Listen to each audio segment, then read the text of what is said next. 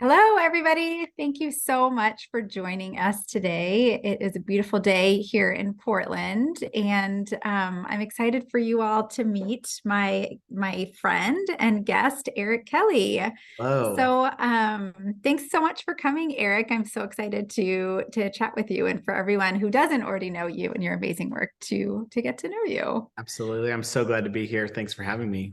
Yeah. So, for those of you that don't know Eric, he is a world renowned wedding photographer. He's been named one of the best photographers by tons of different publications, Harper's Bazaar, Martha Stewart Weddings, all the big ones that you've heard of. He travels internationally on a regular basis, and the weddings that he shoots are stunning. And he works with all the top planners. I have had the opportunity to work with Eric a couple times, and actually, I don't know if I ever told you, Eric, how I first came across you. I don't recall. So, Yes, I'd love to know. yeah, I was planning this big luxury wedding in Portland, and I had the opportunity to work with somebody new and fly in a photographer. And so I'm like, this is such a good opportunity. Who do I want to work with? And so I went to some of those lists, and you showed up on all of them. And Oh, it was a super last minute event, and you were the first person that responded, and you were available. yes. And we I made it remember when work. I got And that we call. I remember when I got the call where I was at and what I was doing. So funny. You're like, who is this planner that I've never heard of before? Great. I love it. But it was so much fun. It was a beautiful wedding. The couple are now friends of both of ours. And so lucky enough, I Yep. get to see you every once in a while. I know it's awesome. Yeah, and that they've had me out 3 or 4 times and moved on to doing family photos and all sorts of fun stuff. So So fun. I it's love it. great. Well, But you have this incredible portfolio. You've shot with some of the most incredible planners and some of the most beautiful events, but obviously it didn't just happen. So, do you mind sharing with us kind of your origin story, how you started, how you got big, and everything in yeah. between? Yeah, so I would say that there have been a lot of steps to get me to where I am today. I had a dad who did some work overseas and was in an organization that had a photographer there. This was back in the mid to late 90s, and saw his photographs from around the world. And I was like, oh my gosh, this is so cool. How do you do what you do? And so from the middle school age into high school, I was just asking him questions and tried to be around him as often as I could. And then I I went to UVA for school in Virginia and saw the guys running around the sidelines of the football field. And I was like, I want to be down there. I want to be in the mix of things. Totally enjoying my time in the stands, like in the front row, yelling, but I wanted to be down on the field. And so I got down in the field the next week for the yearbook, and I'm standing there. I have no idea what I'm doing. I'm shooting a nighttime game of a nighttime football game on film. And Oh my I'm gosh. like running around the sidelines trying to just keep up with the other photographers. And I lean over to one of them and I was like, can you tell me what I'm doing? Like, what should I put my camera at? What should my settings be? So from a very young age, I've been inquisitive. I've asked questions. I have seen what other people are doing, and I'm like, how do you do that? I want to do it like that, or I want to learn from you. And so from a very early age, I was asking these questions, and so that has carried over for the last 30 years of my life, asking questions. How do I get better at this? How do I learn this more? How do I understand how to do this? And so I had a photographer come to my class when I was at the University of Virginia studying photography. She told us about lighting, and I was at the end of the class. I said, do you need a photographer? Like, do you need another photographer, assistants, or anything? She said, no, but I do have a person that I know that needs some help. And so she connected me with them. They photographed weddings. I was in school and I was like, how am I ever going to make money shooting fruit on a table?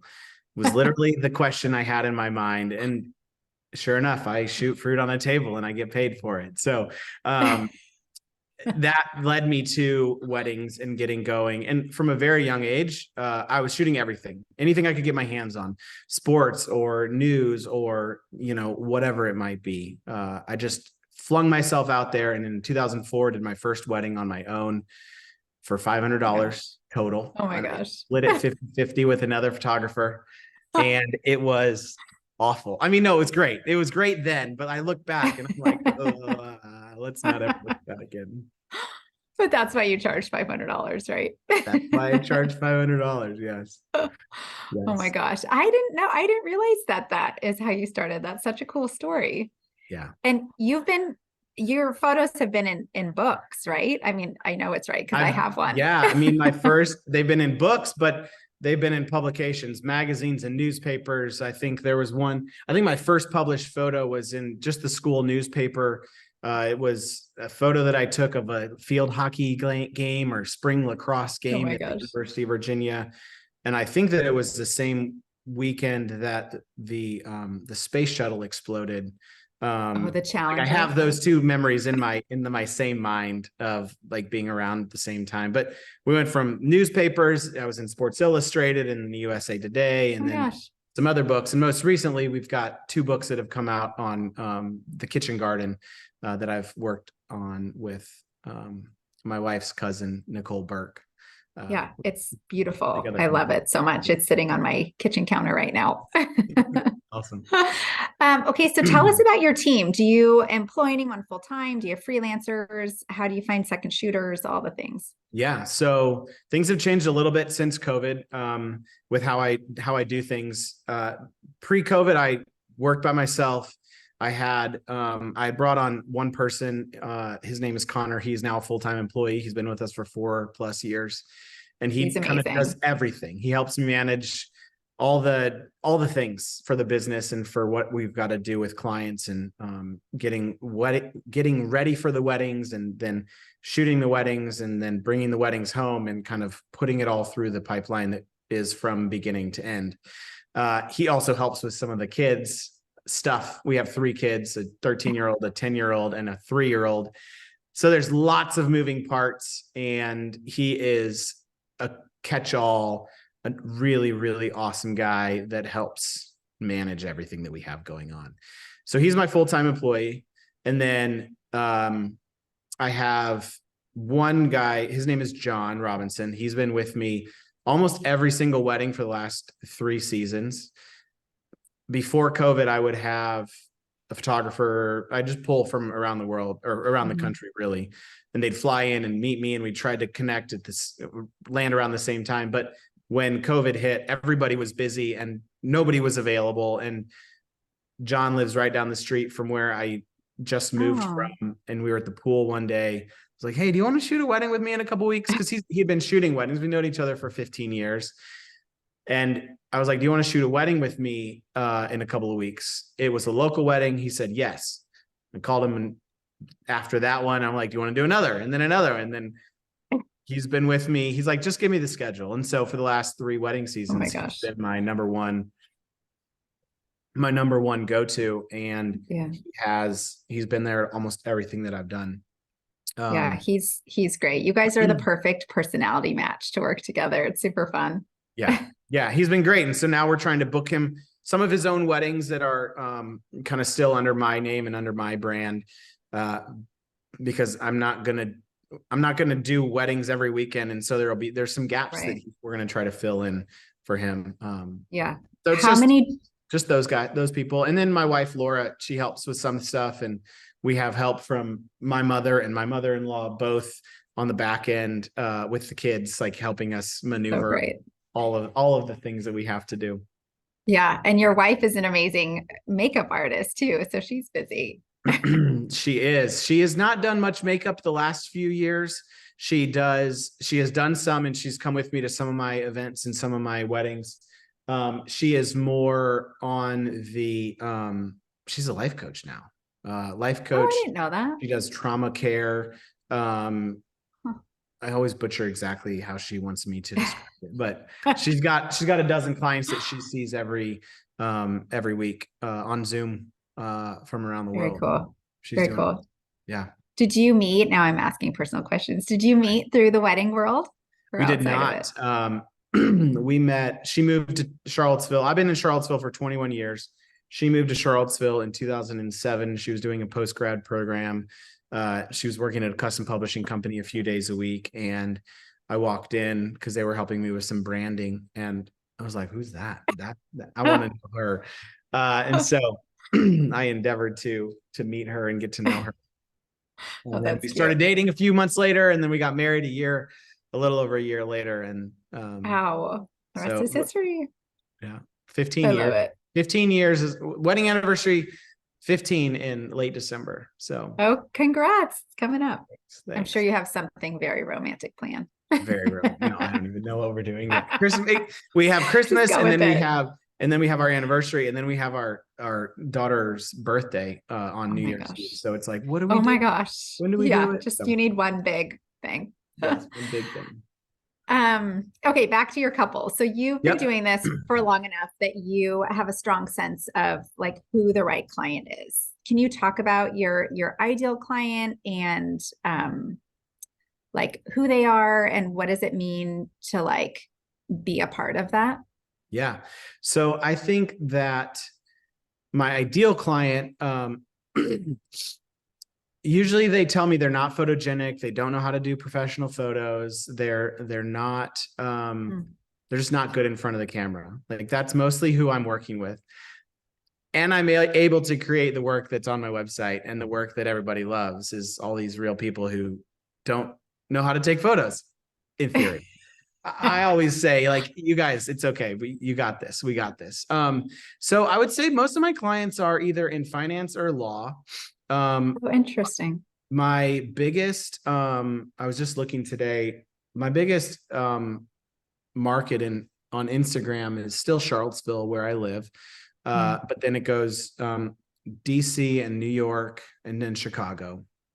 And so the big cities. And if I go further than that, there's Dallas and Houston and LA and San Francisco and a little bit in Florida. And so I feel like most of my clients have other people that help them do their life. They're not doing everything. They're not doing their kids and their dogs and their business and their this and their that. They've got some help.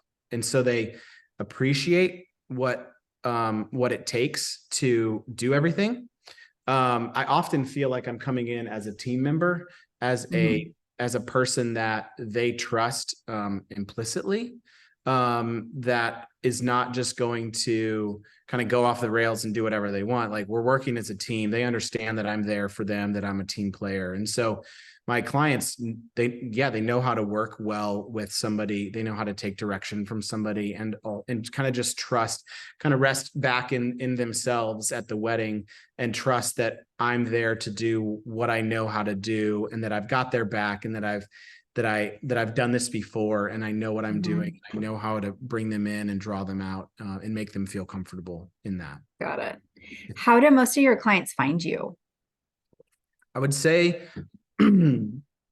now most of my clients are coming straight from a planner, either via a referral of a friend of theirs or via a referral from a family member or somebody, one of their friends that I was at their wedding, or they met me at another wedding. And even if the client's coming to me, they know somebody. This like warm handshake thing is really the best way to get referrals. So even if the client finds me and approaches the planner, and the planner comes directly to me, usually it's some kind of connection that they have. Okay. Every once in a while, in your case, the planner has a list or has an opportunity to go find somebody that they've wanted to work with, or they've been on the hunt to get something with, that they're coming straight to me and then introducing me to the client. I found that kind of manifesting with other planners and other people in the industry has been where a lot of my calls have come from. Even if I don't book the job, we try a few times and I'm putting it out there. I'm making phone calls and trying to partner with people and have conversations with them. Ultimately, I want to book work, but I do want to book work, but ultimately I want to know people and be known by people and have a cohort of folks out there. And so whether we're booking a job right away or it takes a decade, I want to have a team of people that I'm around that can be Yeah. for me. How common is it? The wedding that we worked on together, I contacted you, I booked you. I don't think you met anyone until right Until it came. before. Yeah. Is Yeah. it common that you don't have much interaction with the client? It is Or is common. that And sometimes I wonder if that's a me thing. Like, should I be having more conversations with these people? And I don't think that I have to. I don't shy away from it at all. I know that all of these people are busy. They all have a lot going on. And whether busy is the right word, they have full schedules. They work, they play, they go, they travel, they do all these things. And the last thing I want to do is be a burden. Like, I know how to photograph. I know how to get in really quickly with people. And so I would say more than half of my clients, I'm not having much of an interaction before the wedding. And I haven't ever heard that, like, oh man, they're really upset that they haven't had this oh conversation. no. No, that's like, I'm like, you don't It, have to worry about me. Like, I'm good. I it's get there. it's the other way around, like they've likely hired somebody that they trust that is saying book Eric if they don't already know you. So, Yeah. it's not And I like feel like 1,000 weddings now, and like having these, like, I mean, it says something to have my biggest client base is these big cities, right? mhm, Mostly Ivy League schools now. So I've mhm, gotten into the Brown, the Yale, even the Hotchkiss and some of the private boarding yeah. schools up in the Northeast. I've gotten in some of Huh. these circles, and their friends are just calling. Yeah. It's It's not great. like the phone's not ringing off the hook, but they're referring, or they saw me at this other wedding, even if they were just a guest at this other wedding. And so, yeah, they don't feel like they need to get to know me or need Yeah. to, like, and I don't require much of my clients and my couples. Sometimes I'll do engagement sessions with people, and that's just an extra way to get to know them. Uh, Right. and really it's just fun. I look at engagement sessions kind of as a blind date. Like, let's go get to know each other. Let's go hang out. Let's like have a good time and chit chat and make some photos along the way. And that's really where the relationship starts. And then I get to the wedding day, and with those, I Yeah. have a little bit of a leg up in how they operate. Yeah. Okay. So you mentioned a lot of your success has come from just the referrals and the relationships you've created, many of which with planners. So how did you go about creating those relationships, and like any stories or tips there? Yeah. So I think that long ago, uh, I got married pre-wedding blog, pre-Style Me Pretty, pre any of this. It was called the CCWEP, the I remember that. Charlottesville Community Wedding and Event Professionals, or something like this. It's like these in-person gatherings, local. There's 1,000 weddings that happen a year in Charlottesville. Like, it is a mecca Wild. for wineries and for destination excuse me, for destination weddings. And so there's lots of people. So from very early on, I was able to meet local folks. Circa 2010, 11, my wife, Laura, who was a writer, also did hair and makeup for weddings, got connected with a local magazine called the Wedding Planner Magazine. And the editor of that magazine was Lynn Easton of Easton Events. No way. And so this was 13 years ago. And so my wife, Laura, was like, if it helps you, that's awesome. Like, if it helps me, great. If it helps you, great. So let's get connected with the Wedding Planner Magazine. So that she was like assistant editor, or she was something for Oh the my gosh. magazine. And so she partnered with Lynn and got to know Lynn 13 years ago. And they hit it off and had a great time. Brought me in for some shoots. Then I booked some weddings with Lynn, and we did a bunch of work together. And she happened to be in Charlottesville as well. And so that was kind of where the relationship began. And then we did some abroad weddings and did some weddings outside of the Charlottesville area. And she had vision for growing and getting into the whether it would have been called ultra luxury then or not. She had visions for being in that space. And so we kind of tag teamed, and I kind of grabbed her coattail, and she was grabbing some coattails, and we all kind of just kind of went. Flew together. Yeah, we flew together. And yeah, so I think building those relationships is what I did. It's where I saw the most value. You know, I was getting calls from the clients firsthand, and I did hundreds of weddings where the client just called me, and there was no planner, no planner at all, and I was writing timelines. And then I saw that there were these planners out there. I'm like, I want to go work with these planners. And you do a couple of them, and you're like, wait, this is awesome. I want to work with planners all the time. And so getting to know more and more, and then getting to go to Engage was a huge source for me of building relationships and building confidence and talking to people and saying, hey, I've done 600 weddings up until this point. Like, I'd love to work with you. I think I've got the stamina. I think I've got the know-how. I think I can do all these things that you want. So that was almost 10 years ago that I went to my first Engage. So kind of put myself in places where I could meet planners. Also, I thought, and I still think that having relationships with other photographers and videographers is really important for me. And so I will also go to some of the wedding photo or event photo or portrait photo conventions and whatnot, and get to know people, because I need allies all over the place. It's so, I think photo and video were kind of some of the first vendor categories where that like community over competition vibe started. Like when we first started in the industry, it was like you were kind of on your own and you didn't really collaborate with, you know, competitors. And I think honestly, that's one of the best changes I've seen in the wedding industry after all this time, is there really is a sense of community, and people legitimately like want to help each other. And, you know, if that brings you more business, great. But if you're just helping somebody succeed, then that's great too. So I really do think it started with photographers. Everyone was friendly, and then kind of filtered out. Yeah. And, you know, early on, I always needed somebody to shoot with me, or I needed to shoot with somebody else. I mean, I landed at Jessica Simpson's wedding in 2014, her second wedding, because I put myself out there with Elizabeth Messina, a photographer down in Santa Barbara, Montecito area, at one of these photo conventions. I had seen her work, and I was like, wow, you do some amazing work. If you ever need assistance, like, give me a call. Laura also was able to do hair and makeup for her for some of her jobs.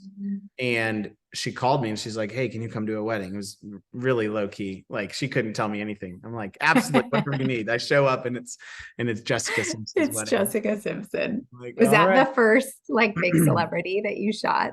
I think that was the first big celebrity that I shot. Yeah. That was 2014. Wild. So I say, why do I say that? Because you never know where these relationships are going to take you. You never know when somebody needs help, when you're going to need help, and having allies is really important. Yeah, definitely. Okay, so a lot of these planners that you have worked with now and over the years, they have impeccable branding, especially when we're talking like Lynn Easton level. I mean, she's got her own color blue. Right. What about you? Like, how is branding important to your business? How has it evolved?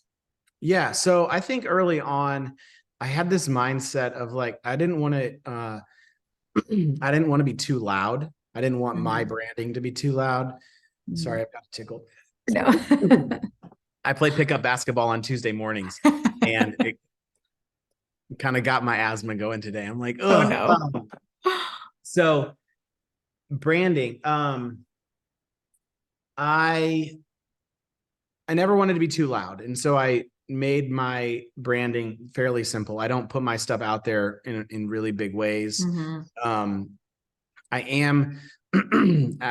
turned 40 this year, and I live on 21 acres, rural Virginia in the Blue Ridge Mountains. And I chop wood outside, and I managed building my house. And I'm saying this because the brand, like, who am I and what am I? How do I want to present myself? And I think I'm in a little bit of a moment where I'm trying to say, okay, I was not a loud presence, and I don't want to be a loud presence, but how do I start to bring some of me out into the world a little bit more? My assistant John, today we were having a meeting, and he was like, it's like you want to show that you have tenure. Like you want to bring yourself to a place that you're comfortable in your own skin, you're comfortable in your own how you look and what you wear. And I don't necessarily always fit the stereotypes of what I don't feel like I'm not the Gucci, I'm not the like big brand names on myself. Right. So how do I incorporate who I am into all of this? And so I've taken the back seat and the less loud branding approach. I'm not sure exactly where it's going to go, but I'm trying to figure out how to kind of maintain this luxury, ultra luxury level in a way that is comfortable with the clothes that I'm wearing and comfortable in how I'm presenting myself. I don't know if that makes any sense at all. No, it totally does. And it fits. I think, you're not like a loud in your face person in general. So I think it wouldn't be a good fit if your branding or your social or whatever was like that as well. Yeah. And, I've been really into Ralph Lauren jeans and my shirts and my jean shirts and my Canadian tuxedo sometimes. And I'm looking at some of the ads of these people, and I'm like, I want to look like a polished version of that.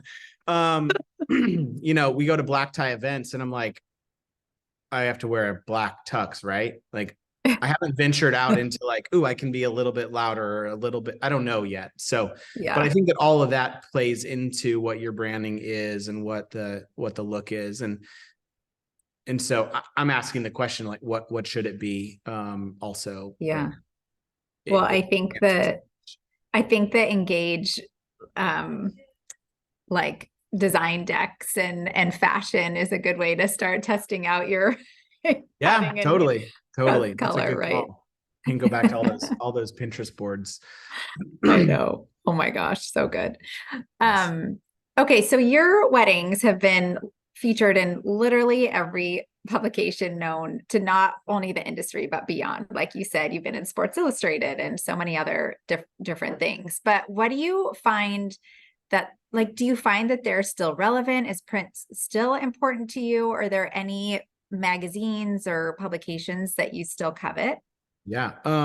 Another thing we were talking about today is the publication. Covet is the word. I don't know if covet is the word. I think that the last 3.5 years, I've been really nose to the grindstone, head down, like having 3 kids, and then COVID, we're like, oh my gosh, what are we doing? So I'm really a 0 to 1 guy. Like if you take, I don't know if you know this, the spectrum of like building something, starting something from the ground up, you got 2 to 6, 2 to 7, running and maintaining it. And then you got the selling the business. And I've done a really good job. And I found myself a lot in the 0 to 1 space of like getting things started and going and moving. And now I'm in this 2 to 6, 2 to 7 space of running, just maintaining the business. I'm not starting anything new. I'm not, making something big. I'm trying to maintain. So I didn't lose sight of the publications for the last few years, but I kind of lost sight of the publications for the last few years. Maybe I don't want to admit it, but I'm coming back to them and seeing like, oh, I want to share my work in more places than just on my Instagram feed or just with the planner, the people that I'm working with. Though I would say that I had a conversation a few years ago where we are the content creators. And so it was kind of on us to be creating the content that would then get pushed out to the different outlets. And so I'm trying to kind of reconcile and understand where the content should be coming from, is coming from. And I do think that getting back into some of the publications would be helpful, even if for a little ego boost sometimes of having like, totally. I can do what I know what I'm doing. Vogue likes not just me publishing. Yeah. So what are the steps you take to do that? Do you have relationships with editors, or how do you get your work featured? Yeah. So I think that I do have relationships with a bunch of editors. I couldn't just spout off the names of who everybody is, but um, we're in the background working right now. Like, okay, what are the publications these days? They're different now than they were 3 years ago, 4 years ago. And so we're out there trying to figure out what all of those are. I know that Over the Moon has been a big one recently. And I think Vogue is still probably the most coveted one that I would love to get in, and I haven't been there yet. Oh, really? For whatever reason. So I'd love to be there. All right. 2024 is your There you year. go. I can feel it. Knock on wood. Manifesting it. We're going to manifest it.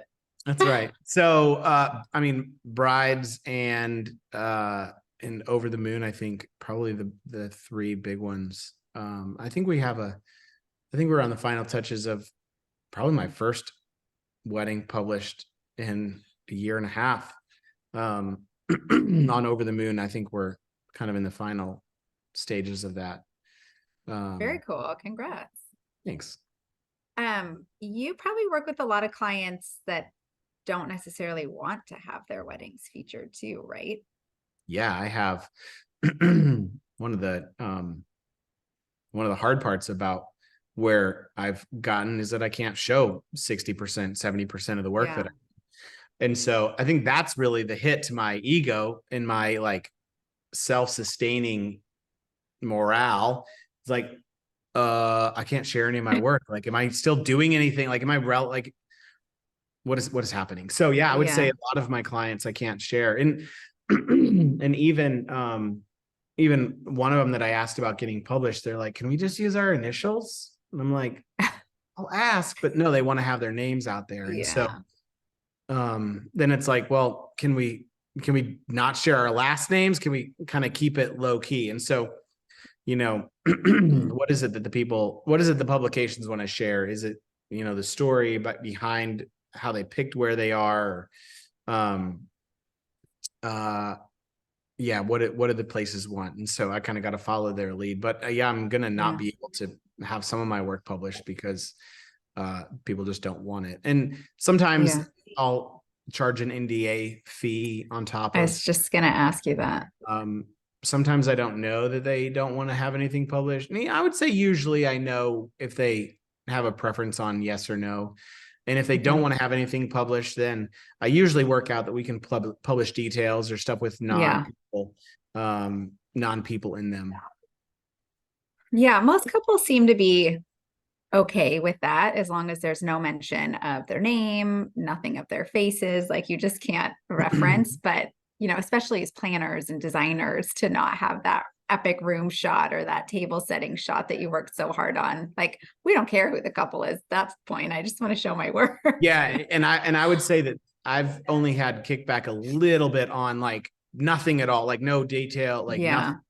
Very rarely. More often than not, the planner has prepped them that like, hey, let's be able to share this or that. I had one client we did in Lake Como and they didn't want anything published. And after the fact, I was like, hey, I have this really great shot that's all like pulled back. It's more Lake Como.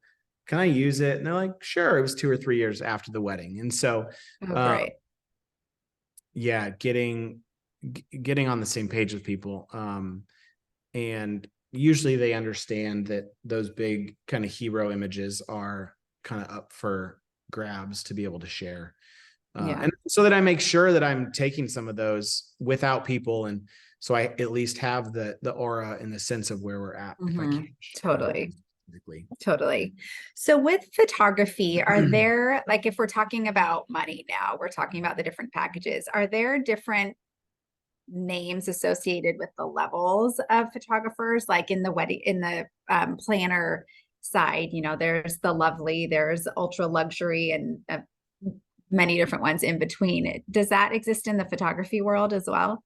Yeah. So I would say that there's a couple of different, there's different price categories. And then there's like the dark and moody and the more editorial and the more fine art. And I like to say that I have this good combination of the photojournalistic and fine art combination.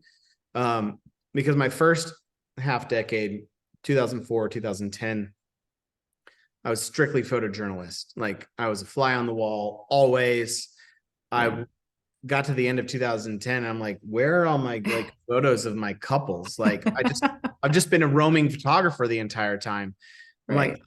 I studied photography. Like I know how to take a portrait of people. I need to start delivering some more posed photos. And so Mhm. that's where the fine art, the little bit of slowing down, the asserting a little bit more of my expertise on things came from. And so that's why now it's like, 50-50 photojournalist, or maybe 80 photojournalist, 20% Mhm. fine art, inserting myself and affecting things. And so I would say that the higher tier, the luxury, ultra luxury, have this good sense of they want what you're going to put on your wall. They want you to Mhm. have, I want you to have what you're going to hang on your wall, what you're going to put on your desk, what you're going to use as your background photo. And also want all of those Mm. candidates that you're going to really appreciate at this kind of moment, or this kind of moment, or this kind of moment. And so Right. I would say that we have the more luxury, ultra luxury, have a good combination of those things. And as you're coming through, you're trying to figure out what's going to stick. Like, are you a dark and moody? Are you a light and airy? Oh, maybe a little bit too bright, light and airy. Like, let's bring it down. And so Yeah. I've been trying for the last decade to kind of create this like pretty consistent look to my images that in 20 years looks like they were then. And 10 years ago look like they were now, like Right. trying to create consistency. Got it. Got it. I don't know many dark and moody photographers in the like ultra luxury space. Yeah. Yeah, Um, it definitely felt a lot more popular a couple years ago. But there still are some ultra luxury there's a few that clients are, that yeah, that want love that. it. And I'm, my artistry, I want that to come out, but I want it to come out subtly. And I don't want to like, oh, Yeah. Eric always takes this one image of the person really tiny down here in the side in this big landscape. Like I want things to,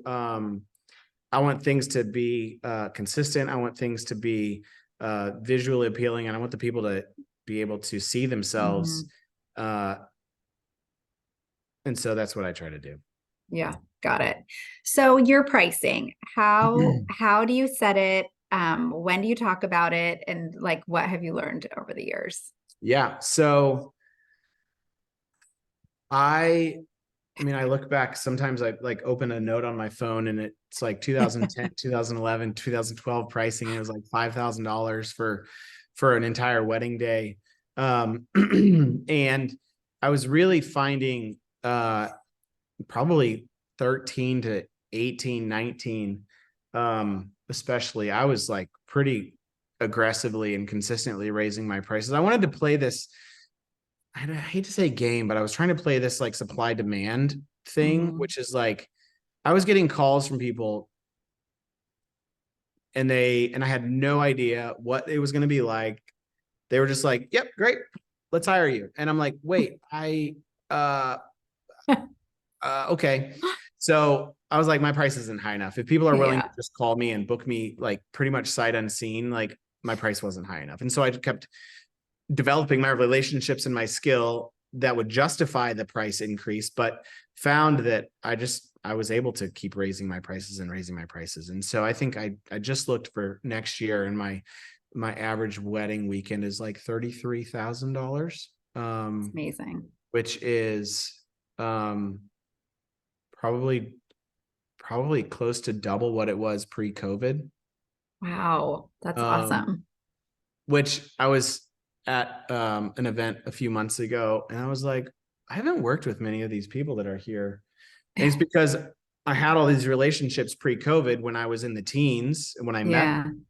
and they're still, for the most part, they'll have the outliers, but they'll for the most part be booking in the mid 20s. And I'm like, crap, I just like totally hopped over them. I need to like get back with these people and do some more work. Yeah. And so that has put me in a place this year where I'm like, I want a little bit more of these jobs with these people that I've known for a long time. And I've found that price more often than not is in the like upper 20s, low 30s. Mhm. But on my pricing page, I think my starting is like 36,000 is what it says. Just number one and number two. Yeah. And I think really my goal is like, I'd love between $40,000 and $50,000 for a weekend. I don't know if I'm going to get it all the time, but I'm totally willing to be in that upper 20s, low 30s for the weekend.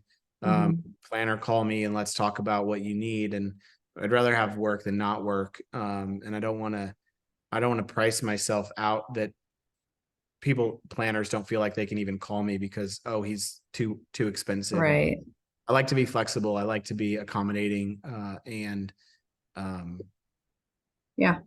And I found that that's landed for a lot of people for me. So Yeah. Well, it's definitely working. And that's the beauty, is that you set the pricing. So if it's not working, or if you overshot it, there's nothing that says you I can't can be up here change and I it can be and go down here. up and down. Yeah. Right. And I think, this last year, I had a couple of like pretty big jobs, and I have a couple pretty big jobs. Mhm. And I'm like, okay, not every wedding is going to be the big one. Like, I'm going to get them occasionally, but I can't put my price at the big one. I got to put it in the Right. middle. And then when I get those big ones, awesome. Yeah. Is your pricing on your website? It is, but in a hidden way. Okay. It's it's erickkelly.com/pricing guide. So Gotcha. when planners or when people ask for my You send that. PDF, I just send that. Okay.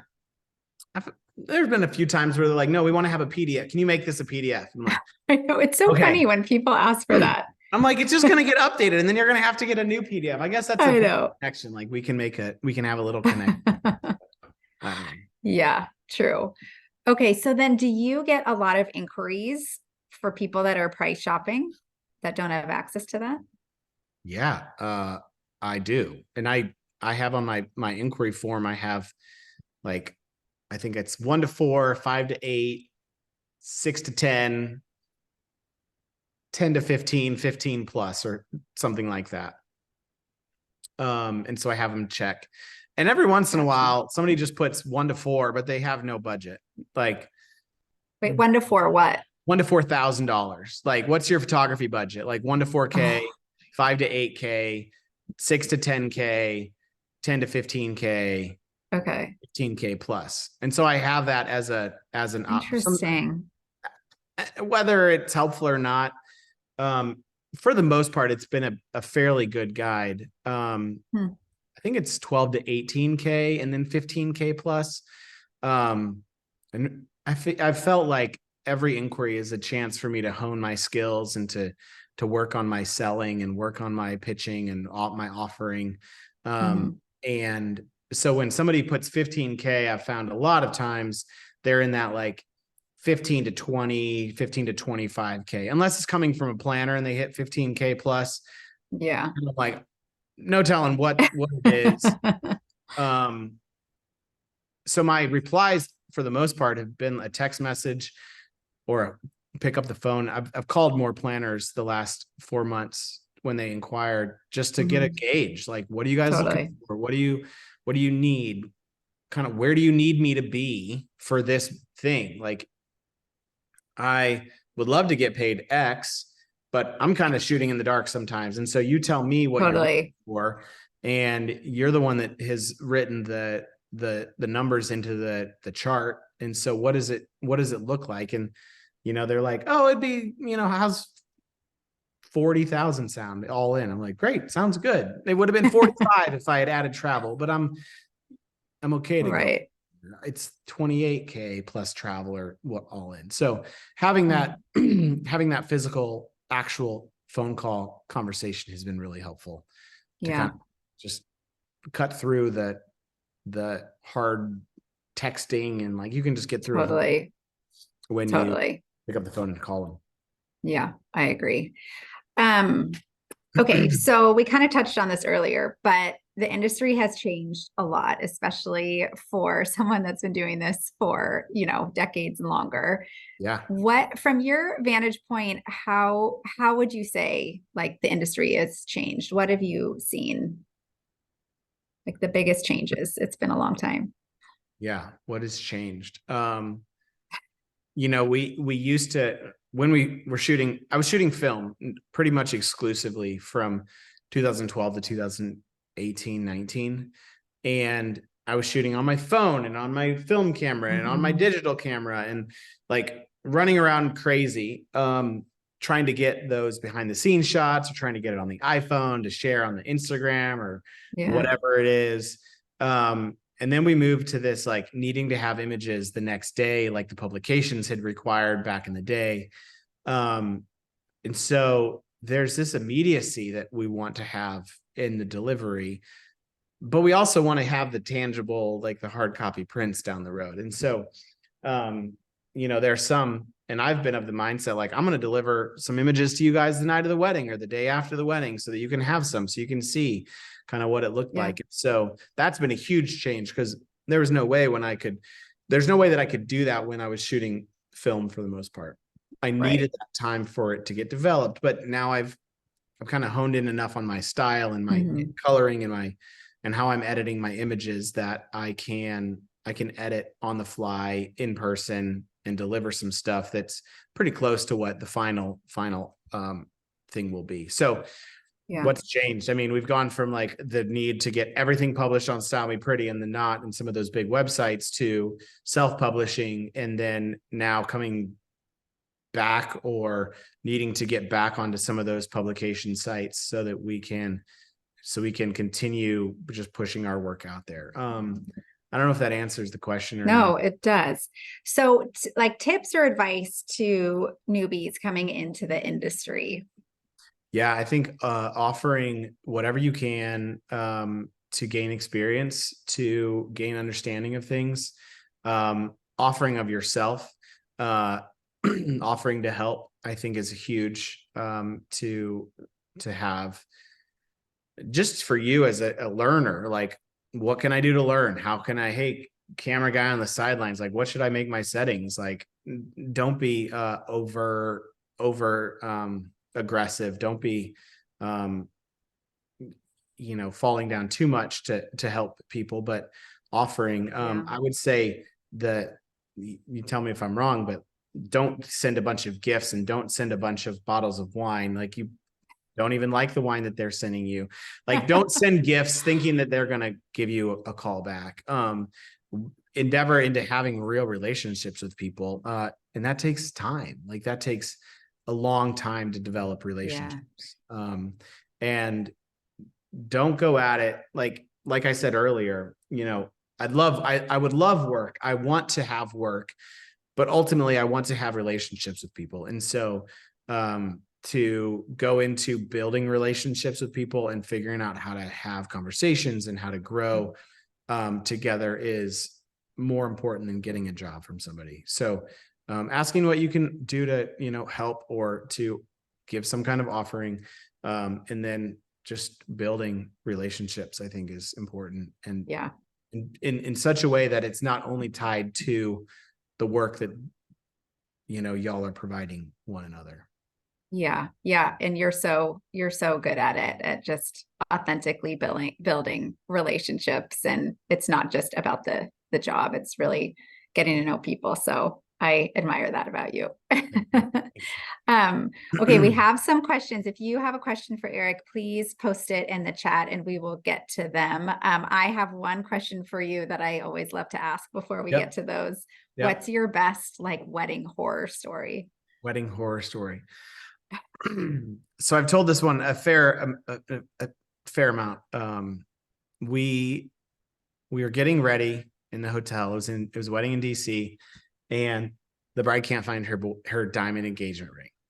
Oh God. For about 45 minutes. We are looking for her engagement ring. She's like, I set it down on the bed. I put my Spanx on. No idea where.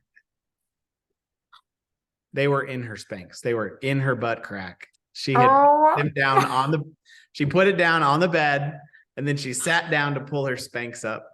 Oh my gosh. That's part one of the story. So finally, goes in the bathroom, pulls her Spanx down, finds the ring. They had put towels over all of the drains. Like, it was amazing. Oh my God. We walk down, we do the first look. I'm with the bride and her mom and her two sisters, and we get in the taxi. It was like a Suburban. I put my bag in the back, and the five of us get in the taxi to go to the ceremony. And we're driving in the taxi. I mean, it was a service that they had hired, and we're like, "Where are we going? This is not the way to the church." Oh my He's like, "Oh, we're going to this place," and they're like, "Nope, that's not us. That's not where we're going." And he's like, "Yeah, it's right here." And they look at the timeline, and it's the other wedding that was in the hotel that they were getting ready at. It's the other wedding couple that was supposed to be in that taxi going to a different church. And so we're scrambling, like phone service not really working. And finally we figure out, all right, we're going to St. Michael's Cathedral. We get there. I rush out. I leave my camera bag in the back. I had a couple of cameras on me, and I had a second shooter at the church already, fortunately, but I did not have my gear with me. For 4 hours is how long it took to locate that taxi, because it wasn't our taxi. And so we had to figure out, unfortunately, I have a semi-photographic memory, and I saw the tag of what the taxi company was. And I told the planner, and I'm like, "You need to help me get my bag back. It was this taxi service, yada, yada, yada." They ended up getting divorced. Oh God. A couple of years later. And they're in completely different kinds of relationships than they were in when they were married. So wow, that is a winner. That's probably one of the best horror stories. I'm still back on the ring and her butt crack. I know. I know. So good. Oh my God. Oh gosh. Okay, we have lots of questions. Yes. Okay, I'm just gonna jump in. So the first one, how do you know you've entered the luxury market?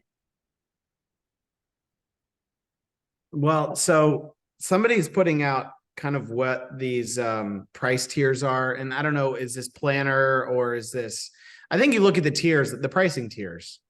You know, are you in the, I don't know what you would say the total spend is, the $59 million wedding that was in Paris the other day. Like, that was not even ultra luxury. That was like out of this world.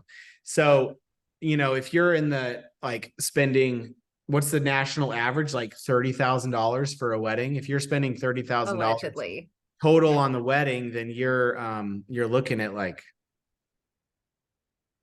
whatever that category is. And then let's say you're going from 30 to 100. Maybe that's the next category. Maybe 100 to 250 is the next category. 250 to $1 million. I don't know, do you get calls in like the 250 to $1 million, or is it like 250 to 500 and then 500? Yeah, I don't know. It's a pretty big delta. There's all these different terms and different categories, but unless you're a national photographer or planner or any type of vendor, a lot of it is kind of based on your own market too. Like $1 million wedding in Manhattan is very different than $1 million wedding in Oklahoma.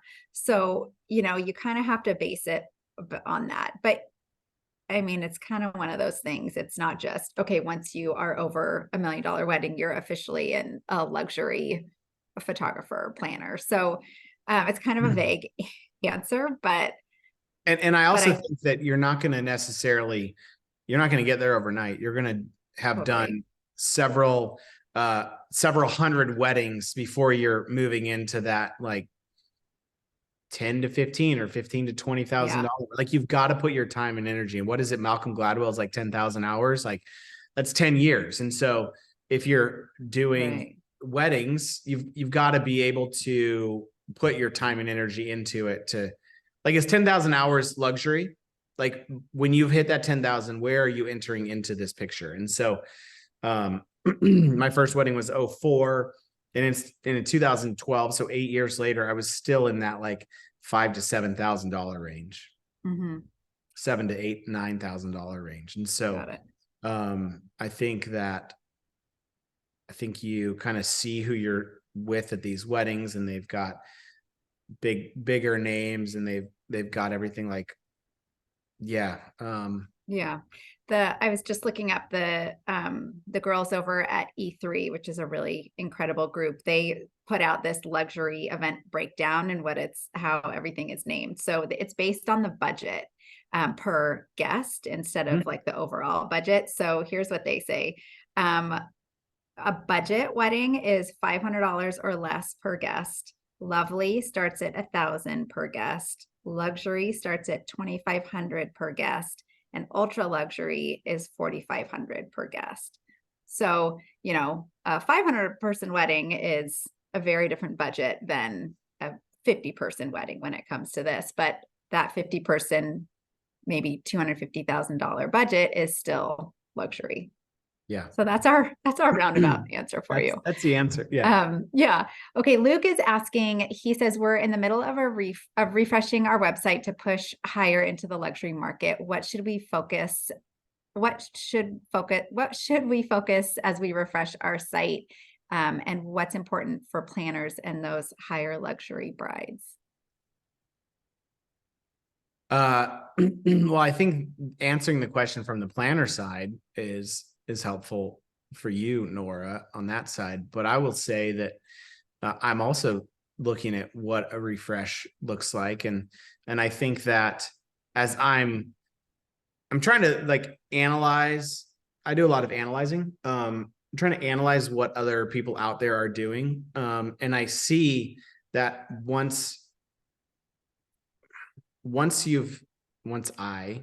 now that I'm more comfortable in my skin and with my vibe that I'm trying to create, I want to incorporate that a little bit more into what I'm doing and what I'm offering, because my photos look similar-ish to the next person's photos. And so how do I engage the person? How do I get them to like me? Because they get to hang out with me for a while. And so I think I am part of why people are buying me, my services, is because of me.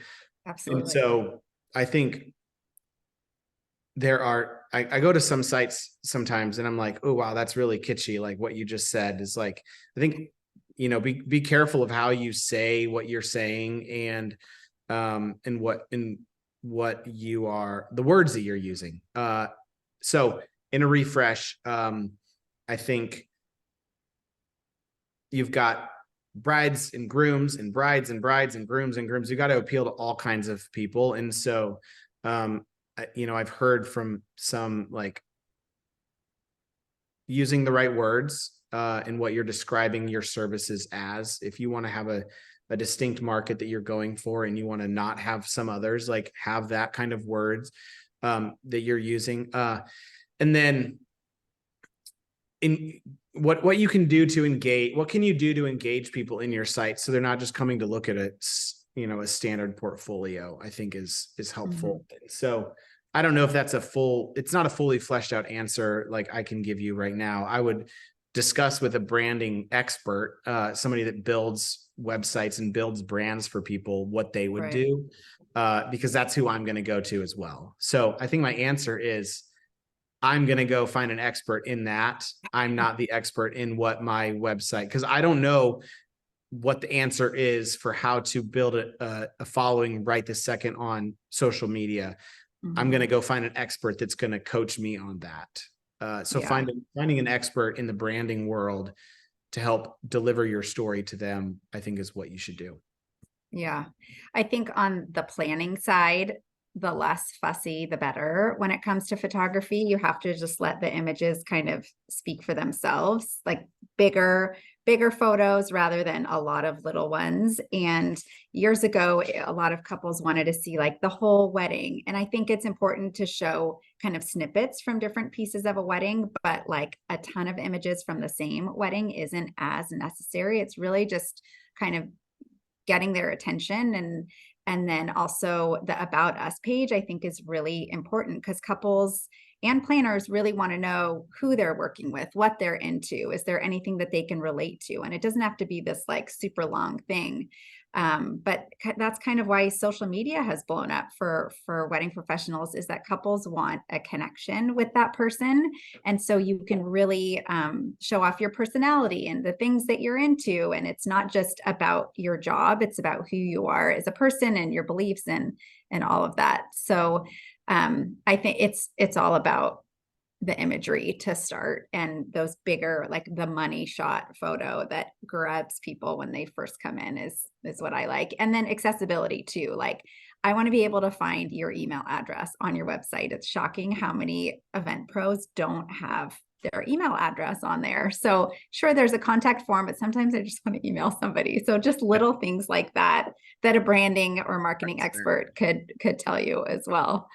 Okay, we have lots of questions to get to. Do you have a couple extra minutes to stay on? Yep. Okay, cool. Okay, Stephen asks if you do one-on-one mentoring sessions. When people ask, I'm absolutely happy to do that. I don't have that as an offering that I can just send you a schedule and, book it. That is one of the things that I'm going to, before we got on the call, Nora, you asked me if there was anything that I want to sell or anything that I'm offering. And I don't have anything visible on the pipeline in the able to like give you a link to go do this thing. So if you email me or message me on one of my channels, email me, eric@erickelley.com is going to be the best way, Stephen, and I can connect with you on that. So yes, I do. And I have done a bunch.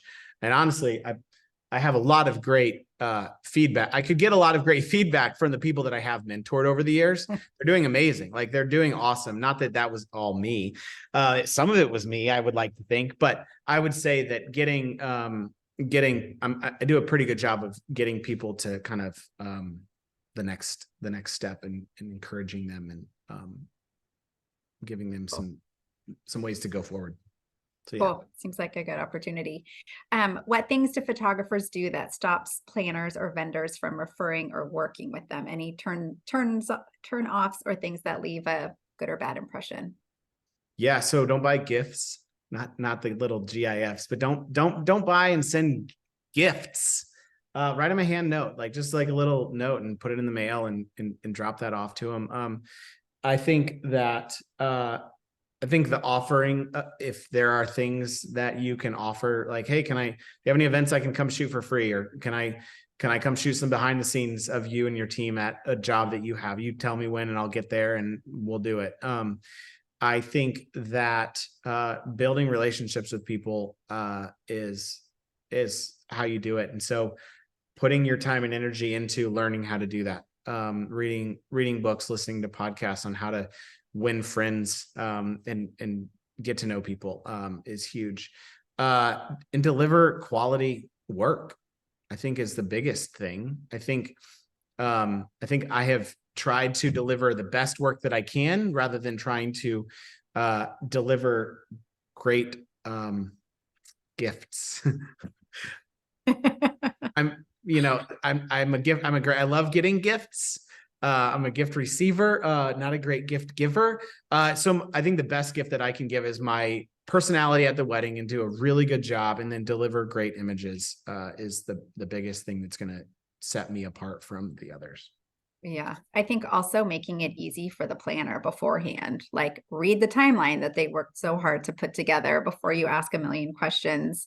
Don't be last minute about things, be a good communicator. And then something Eric's really good at on site is be a team player. Like, we're all in it for the same reason. So, there's never that's not my job, or just jumping in and helping out when needed, I think is so important. And that's something that planners and other vendors really remember when their next client comes around and they're thinking, who should I hire? I've got this big wedding and I want someone that's going to be easy to work with.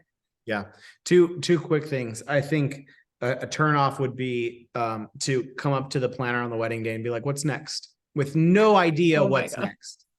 So I'm often like, if I'm going to ask what's next, it's because there have been things that have thrown things off a little bit. And so I'm asking what's next from like hey, I know we were supposed to be doing this, but how do we want to proceed with the next things? Or I'll say, hey, I know we were supposed to do the wedding cake in 5 minutes. Are we tracking with that? Or come to them with knowledge of what's supposed to be going on, so that you can ask an informed question. Yeah. Go ahead. I think a piece of that is on the planner too, like giving a photographer or cinematographer, whoever, this like 30-page timeline and expecting them to like weed through every single thing and know it all by heart is not really realistic. So especially for a luxury wedding, having a detailed, shorter timeline that's for the photographer, for the cinematographer, for the flip, or whatever it is. Yep. That way you're not going to get those questions a million times a night saying, what's next? Yep. Yep. I'll often bring little snacks and stuff for me to continue my stamina, so that I'm not waiting or relying on somebody else to feed me. So I'll often have something for myself. Also, I'm bringing more people with me to my jobs than I might necessarily have on the contract, because not always, but the more coverage I can have, or the more eyes on, or the more hands to help me move stuff, the more ready to go I can be. And maybe that's getting older and just not having quite as much as I used to have 15 years ago. But I love having a team, and I love having people be able to kind of help me get everything from every angle. So yeah, something you said reminded me about what leaves a good impression as well, is a photographer that doesn't nag you for their vendor meal. So if you have to eat at a certain time, or you have certain dietary restrictions, plan ahead. It's not on the planner to accommodate your every wish. Yeah. I know this will open a whole bag of worms, but I'm gonna leave it at that. No. Um, Absolutely. okay. Well, we have gone well over time. Thank you so much for chatting with me today and sharing your expertise. I know we've all learned so much, and it's always good to see you. So I'll take any excuse. Likewise. Hopefully you're coming to town soon. I need to make a trip out there. You do. Last time we had this like amazing 9-course meal or something. It was such a fun night. Let's do it again. Okay, let's do it again. Thank you everybody for joining us. Please follow us on Instagram. We're at Rock Paper Coin. Eric is at Eric Kelley. It's ERICKELLEY. So don't mess that up. And look in the chat, it's there too. So follow us. Good to see you. Thanks for joining us, and see you all soon. Bye. Bye.